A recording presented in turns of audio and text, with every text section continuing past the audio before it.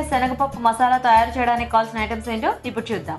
బీరకాయ ముక్కలు 2 కప్పులు, నానబెట్టిన శనగపప్పు 1 కప్పు, తరిగిన ఉల్లిపాయ 1, టొమాటో ముక్కలు 1 కప్పు, పచ్చి కొబ్బరి తురుము 1/2 కప్పు, అల్లం వెల్లుల్లి పేస్ట్ 1 టీ స్పూన్, ధనియాల పొడి 1 టేబుల్ స్పూన్, పసుపు చిటికెడు, కారం తగినంత, కరివేపాకు 2 రెమ్మలు, కొత్తిమీర కొద్దిగా, ఉప్పు తగినంత, నూనె 3 టేబుల్ స్పూన్లు. ఆయిల్ వేసుకుంటున్నామండి. ఉల్లిపాయ ముక్కలు వేస్తున్నామండి. ఓకే, ఇంట్లో అల్లం వెల్లుల్లి పేస్ట్ కూడా వేసి 2 కలిపి వేయిస్తాం. మళ్ళీనా అండి? అవునండి. సరే అండి. మూత పెట్టాలా? మూత పెట్టేయండి.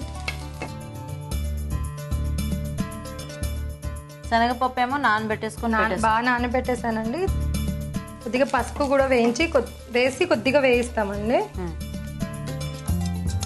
ఇప్పుడు వచ్చేసి బీరకాయ ముక్కలు వేస్తున్నాము.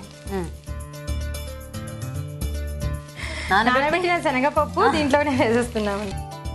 వాటర్ వేసేసి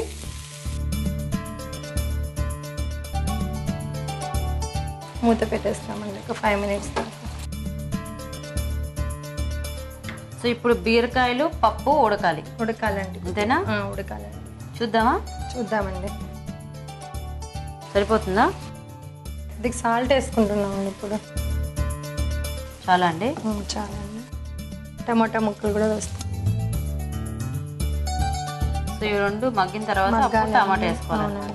ఇప్పుడు ఇది కూడా మగ్గాలిగా? మళ్ళీ మగ్గాలండి. ఇప్పుడు అన్ని వేసేసుకోవచ్చండి. ఓకే. కారం అండి,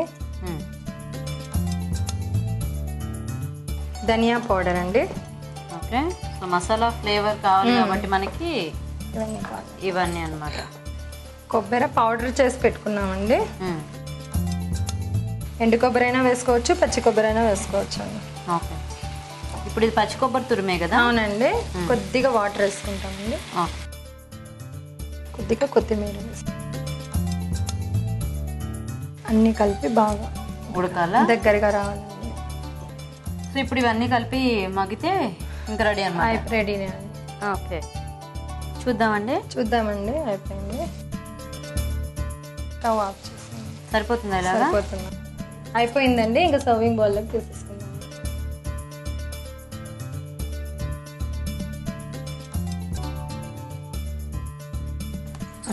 రెడీ అండి.